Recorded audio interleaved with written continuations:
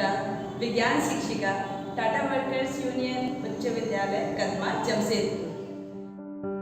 तो मेरा ये मानना है कि विज्ञान शिक्षण किताबों के अंदर नहीं बल्कि जीवन की प्रयोगशाला में समस्याओं को खोजकर उसके समाधान में निहित होता है।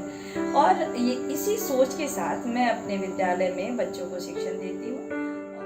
2016 में इस विद्यालय में जब मेरी यहाँ नियुक्ति हुई तो उस समय इस विद्यालय में विगत 8 वर्षों से कोई विज्ञान का शिक्षक नहीं था। तो एक वैक्यूम क्रिएट हो गया था स्कूल में कि वहाँ विज्ञान के शिक्षण की कमी थी।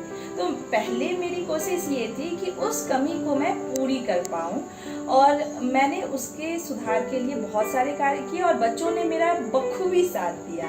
मैंने उन बच्चों को चांद तक पहुंचाने की कोशिश की, अपने विद्यालय को चांद तक पहुंचाने की कोशिश की और आज उसका परिणाम है कि उसकी वजह से मैं खुद चांद तक पहुंच पाई। शायद उनकी ही यह एक सोच और उनकी यह विश्वास उनका था जो कि आज मुझे यह अवार्ड मिल सका। नहीं तो मैंने तो कभी सोचा भी नहीं था कि यह इतने बड़े सम्मान से मैं पुरस्कृत की जाऊँ।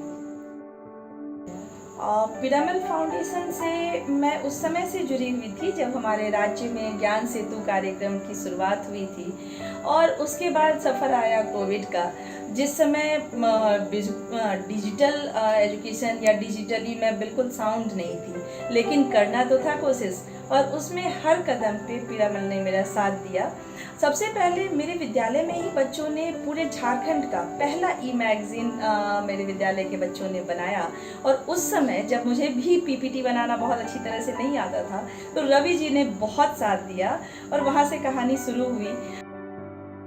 एनईटी का फॉर्म जब मैंने 2020 में पहली बार भरा था तो उसके लिए भी हमें पीपीटी और पीडीएफ वगैरह बनाना पड़ता है, तो बहुत सारी समस्याएं आ रही थी। कभी कभी रात में 10 बजे 11 बजे भी मैं रवि जी को कॉल करती और उन्होंने हमेशा मेरी मदद की और जिसकी वजह से मैं सक्सेसफुली इस फॉर्म को भर पाई थी। तो कहीं ना कहीं लेकिन इसकी शुरुआत, इसकी नींव जो है वो पिरामल फाउंडेशन ने ही वहाँ पे हमारी मदद की थी उसे शुरू करने में।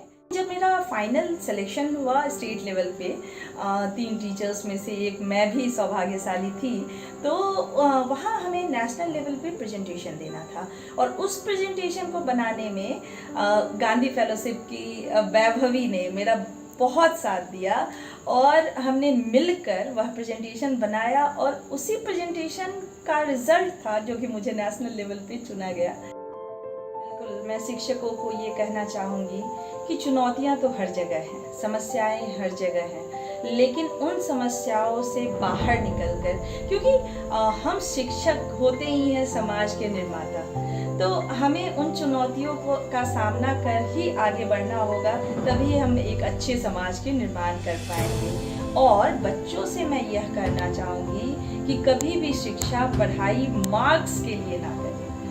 ज्ञान अगर अर्जित करना है तो वो सीखने के लिए, उसे अपने जीवन में उतारने के लिए अर्जित करें, तभी वे अच्छे और स्वस्थ नागरिक बन पाएंगे।